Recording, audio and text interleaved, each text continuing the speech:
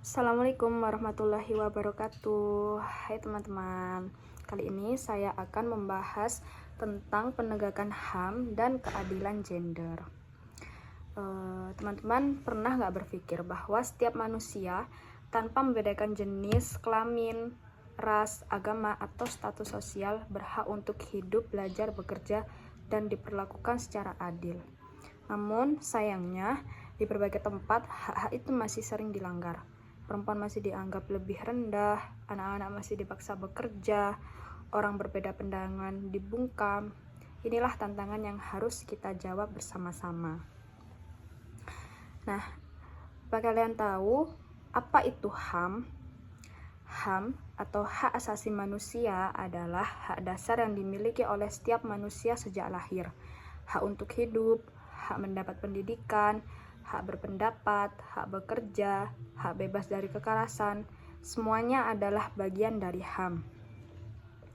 Dalam Undang-Undang Dasar 1945, Pasal 28A sampai 28J ditegaskan bahwa HAM dijamin dan dilindungi oleh negara. Mengapa sih HAM itu penting? Yang pertama, HAM menjamin setiap orang hidup secara bermartabat, melindungi kelompok rentan seperti anak-anak, perempuan, dan difabel, mencegah penindasan, diskriminasi, dan kekerasan, dan HAM menjadi dasar keadilan sosial dalam bermasyarakat. Dan apa sih itu keadilan gender? Keadilan gender berarti memberikan kesempatan dan perlakuan yang setara antara laki-laki dan perempuan, tanpa diskriminasi, sesuai potensi dan perannya masing-masing. Contoh ketidakadilan gender yang masih sering terjadi di Indonesia ini. Yang pertama, perempuan dilarang berpendapat atau bekerja. Dan yang kedua, anak laki-laki dibiarkan sekolah, sementara anak perempuan dinikahkan muda. Dan yang selanjutnya, tugas rumah tangga hanya dibebankan kepada perempuan. Padahal Islam maupun hukum nasional mendukung kesetaraan peran dalam kebaikan dan kemajuan. Jadi apa sih yang bisa kita lakukan